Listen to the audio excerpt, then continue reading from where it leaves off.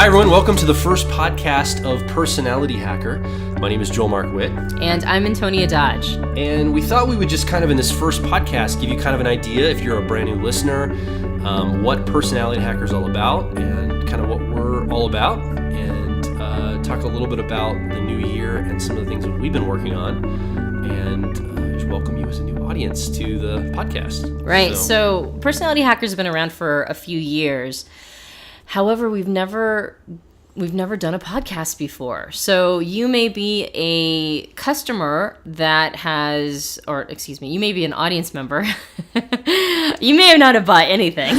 We hope you are a customer. We hope that you're a customer, our client.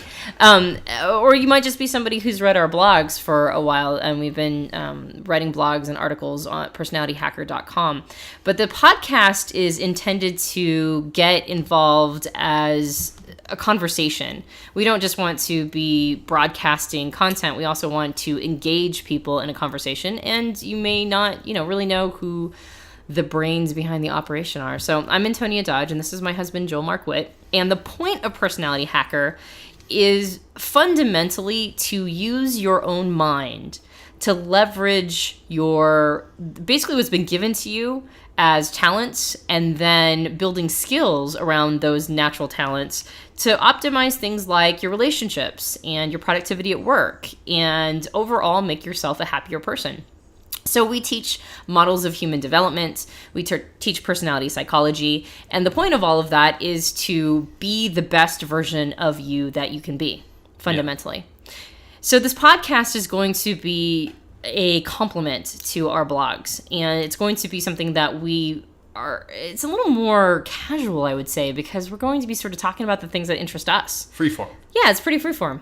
And that's sort of how we roll. So a part of these podcasts is to make sure that, we're engaging with you as an audience, but also to kind of talk about whatever is catching our fancy at the moment.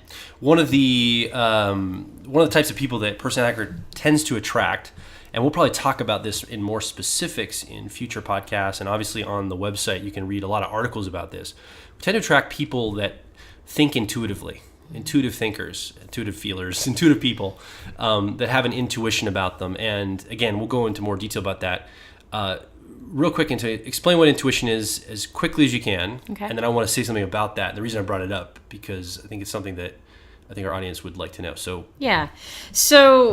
one of the elements of personality psychology, one of the models teaches that we learn new information using two different elements. We use our senses, which go beyond actually the 5 basic senses of touch, smell, sight, etc.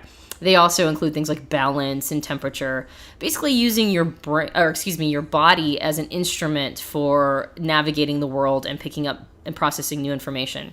And then we also use something called intuition, which is advanced pattern recognition. So you get a couple pieces of information from your senses, and then your mind extrapolates based on those few pieces of information to form a pattern. People who primarily use their senses to learn new information like what's in front of the curtain, and people who primarily use their intuition to learn new information like what's going on behind the curtain, which can never be directly experienced because it is by definition behind the curtain. So we have a tendency to attract people who are behind the curtain learners, people who like to go down the rabbit's hole, people who like to understand things that maybe can't be directly experienced but can only be extrapolated upon. Yeah, and one of the things that I kind of see a vision for this podcast being is a lot of times the world is designed for people who are very sensory based, and one of the things that intuitive people have a hard time finding is other people of like mind to have conversation with. Yeah. And I remember years ago when I first started listening to podcasts, I listened to a lot of podcasts that had a lot of intuitive conversation embedded in the podcast, and I loved driving or going to the gym or doing a lot of things, listening to these. It stimulated my mind. It got me excited about learning new things, and it was almost as if I was part of the conversation. And in fact, I was. I would get on and comment on the blogs and the forums and different places where these people were engaged. So I would love for our audience members to come on and give feedback and be part of the discussion, and maybe as guests in the future, whatever, as this evolves and we find the voice for the podcast going forward. Right. And I think what you're fundamentally saying as well is that these podcasts are probably going to appeal to people who are starving for intuitive conversation. Correct. Or maybe not starving, but looking for it, really enjoy it. A lot of these are going to be about how people operate and function. Since personality psychology is our forte, we're going to talk about why people do the things they do and what makes them tick, and how we can understand them better and basically meet them on their terms, not just requiring them to meet us on our terms. So we're going to have a lot of what would just be defined as intuitive style conversation, which will be nice. Absolutely. So let's talk a little bit about, you kind of framed out what Person Hacker is. I want to unpack that a little bit more about maybe some of the areas of life that the things we talk about will apply to, and the different products, services, and just the freelance content like this podcast are going to be applicable for. There's kind of 3 primary areas that we outline on our website. Maybe you want to talk about some of these areas and just kind of what people might be interested in those. Sure. So the first area that we deal with is the access point of it all. We talk about you. We talk about you and your personality, which really, when you think about it, as you navigate through life, this, space, the universe, you're really the thing that always follows you around. So you're kind of the highest leverage point in your life. Wherever you are, there you are. Yeah, wherever you go, there you are. Yeah, I recently read something that said that you are the person that you will be spending the most time with as an adult or throughout your life. You're going to be spending the most time with you. So you better make you as interesting as possible. And I would say you better make you as high leveraged as possible, because you're directly responsible for your own happiness. Yeah. So that's the number one thing that we talk about, is we talk about you. We talk about you and your personality. And then from there, we talk about I would say, arguably the next most important piece, which is you and your relationships, you and your family, you and your friends. So it's not just your personality, but it's also the personality of the people that you're closest with. And then from there, we go to what is arguably one of the next biggest pieces of life, and that is business, or basically how you make your money, right? Your little green tickets that allow you to navigate the world in a much better space. your little chips, your money, and that's basically business. And so there's different ways of going about and handling business, but one of the best ways to do it is to understand where you are happiest landing in business. What are the careers that you want to choose for yourself? What is the direction you want to go? Who are the people you want to surround yourself with? Who are the people you click with, and who are you looking for in order to optimize your business and your career? So we basically handle those 3 areas as our primary areas of interest: you, your relationships, and your business. Yeah. And helping you kind of navigate all those worlds based on your personality. So let's shift gears a little bit. Let's kind of get into some stuff. This is a brand new year. Yeah. And Tony and I did this really interesting exercise about a week or so ago, kind of thinking about the new year coming up. Excuse me. And we basically sat down, poured ourselves a cup of coffee, and spent some time talking about what our intentions were for the new year. Right. And we came up with this idea of creating a family mantra, for like what we're going to be about, what we're going to do for the year. For 2014. Yeah. And so we came up with this family mantra, and do you care if I kind of share it with everybody? I know this is personal to our family, but I thought we could fine. tell people. Absolutely. We're calling it the Year of Abundant Self-Reliance.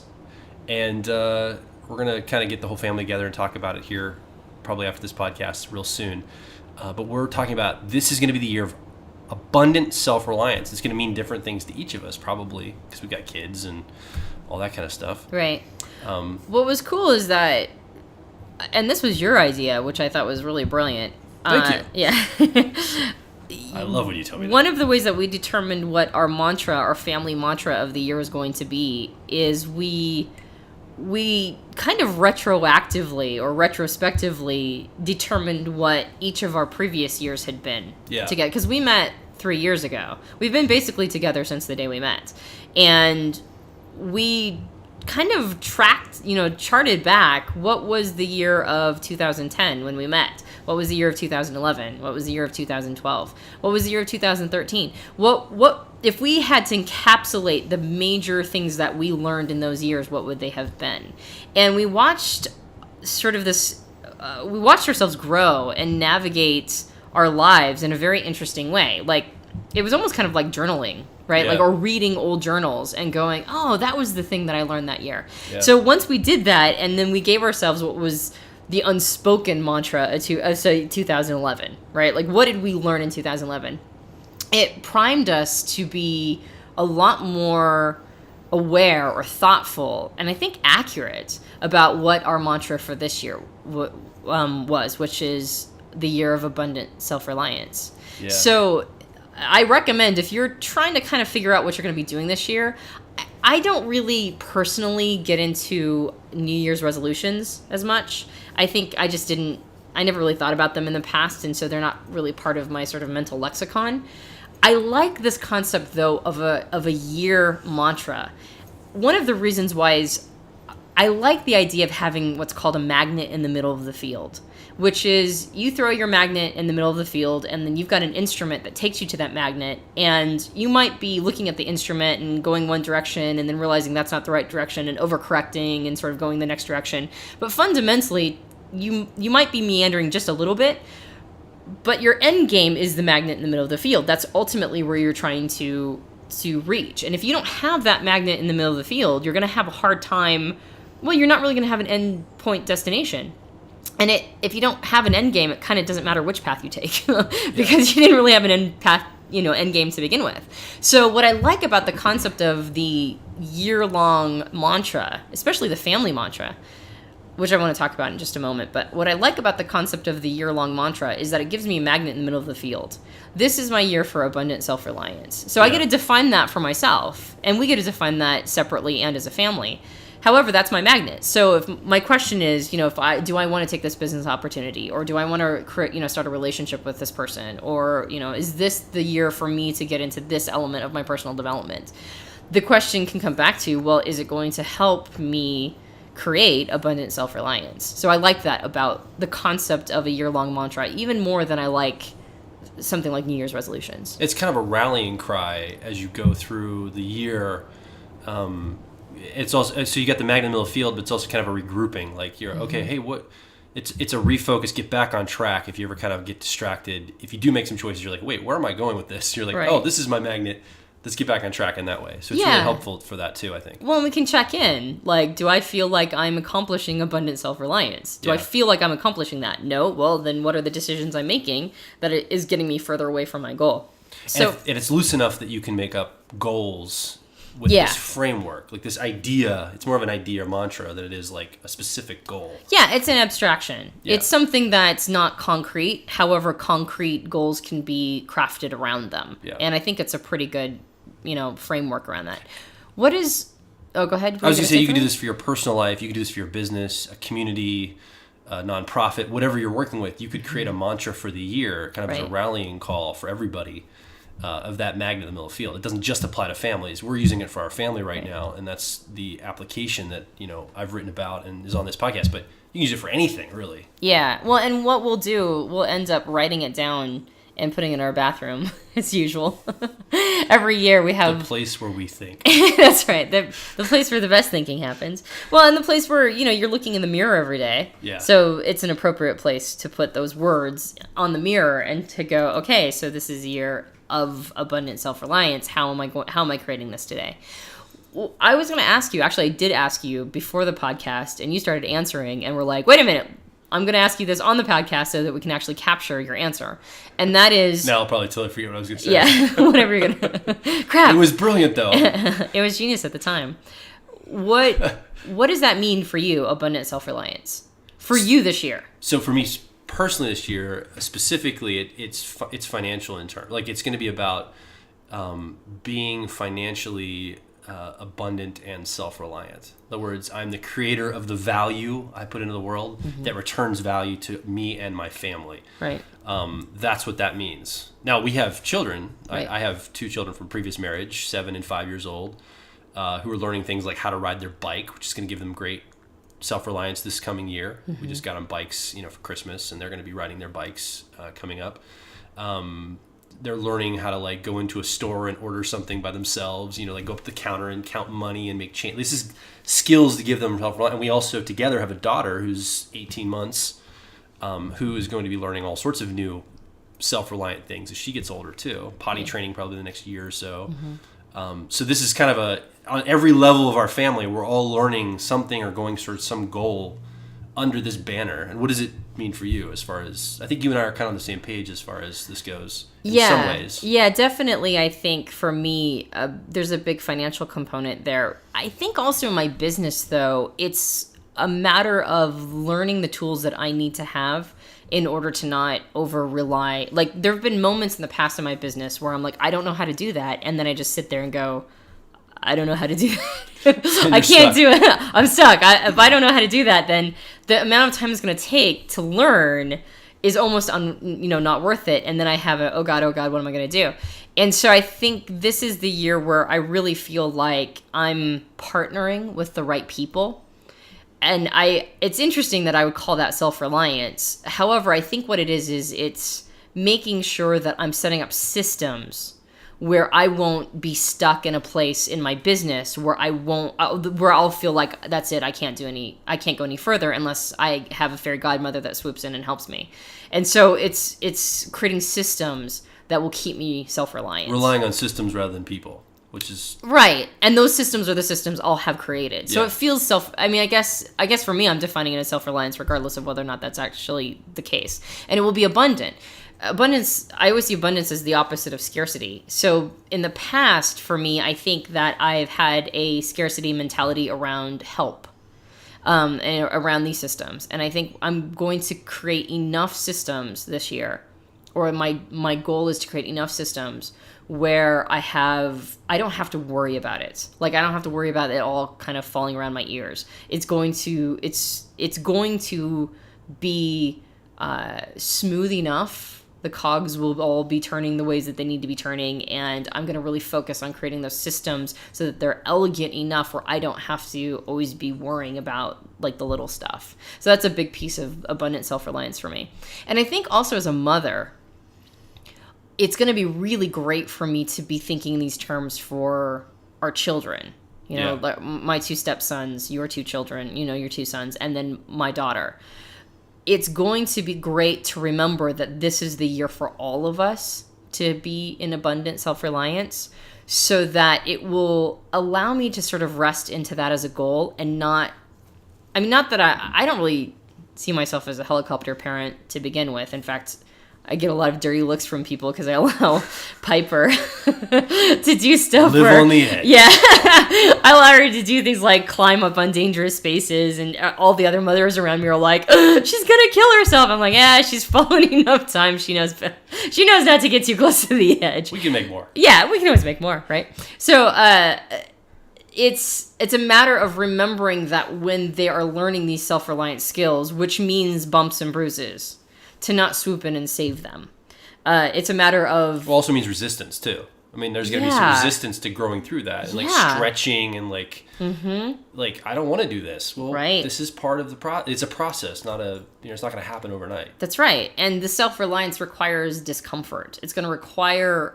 Well, because growth happens in discomfort. And Certainly. If we're growing into self-reliance, then it's going to be not always a super comfortable experience for any of us. So it's also a matter of realizing that an uncomfortable experience for our kids is not a bad experience for them necessarily. Just because it's uncomfortable doesn't mean it's necessarily, equivalent to, say, suffering or something that, we're subjecting our child to that's so bad for them. And just kind of hold space. Kind of back off the whole I need to save them, I need to be their hero, and just sort of hold space and let them be the creator of their world. Yeah. So I think that's kind of what these mean for me. And what the people listening to this podcast, they're going to have something else. Certainly. Right? Like their 2014 mantra, if they choose to create one for themselves. They can hear you, right? Yeah. you as the listener. They're listening right now, right? Seems so weird that I'm like talking to you and I'm changing tenses. I guess I have to get used to the podcast. You as a listener. If you choose to do a year-long mantra for yourself, your business, your family, whatever context you choose to do it. And now I've completely forgotten. Sorry. Because you're like, they can listen, they can hear you. Ooh. What do I? If they choose, it's gonna be different. You said it's gonna be. Yeah. It's not gonna be ours. It's gonna be something that you create. Yeah. For yourself, for your family. You had a really great thought. I did. Trying to get you back there. It was blazing. It was beautiful. Well, as we keep talking, you might think of it, and if you don't, as soon as we end the broadcast, you can. You'll probably remember it. So. Yeah. I think it was basically that when you choose your mantra, as you're defining it for yourself, don't feel too locked in. Like, make it personal. Make it something that's going to be really about your growth and the next phase for you. And feel free to define it in whatever ways makes the most sense to you. Like, you're not going to have abundant self-reliance necessarily for 2014. You're going to have something else. And feel free to define it how you want to. However, I think this was the point. Make sure to define it specifically. Make sure that you understand what your mantra means to you. Yeah. Like, if you're like, this is the year of abundance, right? Let's say that in your business, you want to create a certain amount. You've got, you've got a certain number in mind. I would like to make so much per month.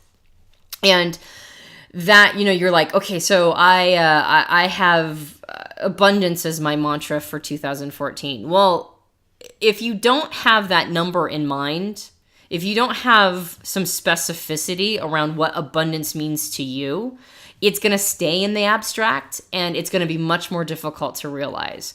Create some concreteness around this. I agree. And even what we've been talking about is a little abstract. Like what that means to me is, letting I have some concrete. I don't share it here, but right. I have some actual specific goals. Yeah, me too. Around, I kept it abstract just because this is a public forum, but I have created some specifics, and I agree with you. I think it's very important to do that. Yeah, we have a dollar amount every month that we would like to make in our business. That is our goal for 2014. And even if we don't make it each month, if we can make it up, like if we make a certain amount in May, we make double in May, but we didn't make, the amount in April, well, then that's that dollar amount. If it's a rolling average. Yeah. However, we have that dollar amount in mind very specifically. And so I have got some very specific systems in my mind that I would like to set up and create. In fact, we're already in the process of creating them. And these will be automated systems. And so we've defined very specifically what those automated systems are. We've got an automated system we're setting up in January, an automated system in February, and so on. Yeah. So we've got some real specific goals around these. And I recommend that if you choose to do an annual year-long mantra, that you have that as sort of an abstract magnet in the middle of the field with some very specific goals folded into that. Yeah, I remember listening to a radio show. So let's just say, for example, and I'll go back to the radio show in a second. Your mantra for this year is the year of love. Let's say you're looking for that loving relationship. Mm-hmm. And to make some more specificity around that, it could be, I was listening to this radio show about this woman she had just divorced or broken up with her boyfriend or divorced her husband or something like that. And she had made a goal for herself to go on 100 dates in the span of 6 months in order to find a relationship. And that was like her metric, something she couldn't control the fact she'd meet Mr. Right and marry him, but she could control how many dates she went on, or either asking or accepting as many dates and getting out there, putting herself out there.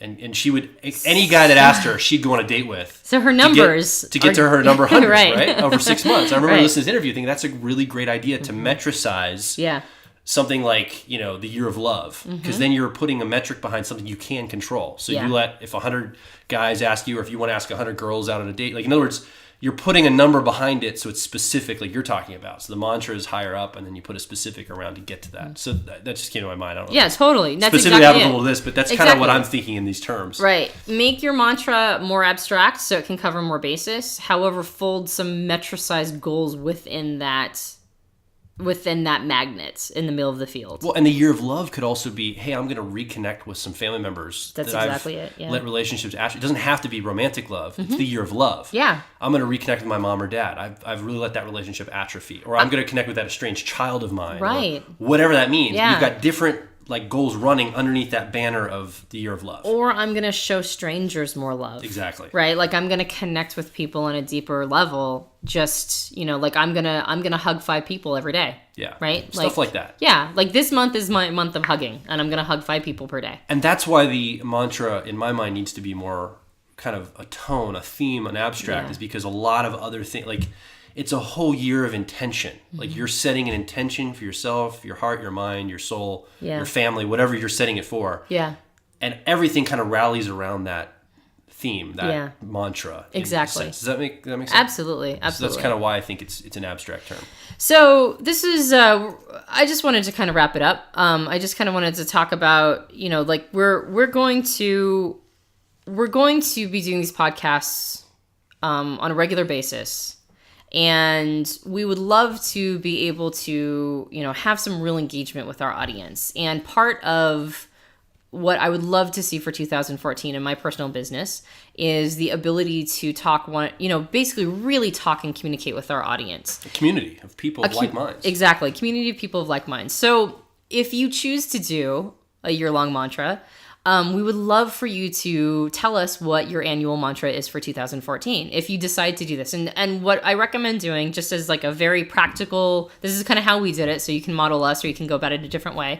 But like Joel said, we grabbed a cup of coffee, we sat down, we asked what has been our theme for the last 3 years. Since we met, what have we been going through for the last 3 years? And once we figured out what the previous 3 years' themes were, even if we hadn't called them that, then we sat down and went, okay, so what do we want this year's theme to be? Now that we know where we've come from for the last 3 years, what is it that we would like for this year to be? And we asked ourselves, what were the big goals? And so it seemed that the goals, all of the goals that we had, all the concrete goals, could be under the umbrella of abundant self-reliance, and that's how we chose to do it. So it was kind of like we got the concrete goals first and then figured out what the abstract umbrella over it was. But you could go the opposite direction too. But however you choose to figure out what your mantra is, let us know what your annual 2014 mantra is and put it in the comment section. Yeah, and if you've got ideas on expanding on this or other ideas on making mantras, making themes, picking goals for yourself, your family, particularly in the context of family, but business and personal relationships also. Probably the best place to do this would be, two places would be really great. Our website, personalityhacker.com, is a great place to go. And also our Facebook page, which is facebook.com/personalityhacker. We also have a Twitter handle. They wouldn't let us get the whole personality hacker in there. So it's personality hack, HACK, if you want to engage on Twitter as well. We'll be monitoring these social channels and really trying to build a community there of like minds, like we said. So that's pretty much the first podcast. Yeah. We'd love to hear back from you. Let us know what's happening and reach out and say hi, introduce yourself. And I'm Joel Mark Witt. And I'm Antonia Dodge. For the first Personality Hacker podcast. We'll talk to you on the next episode. See you real soon. Bye.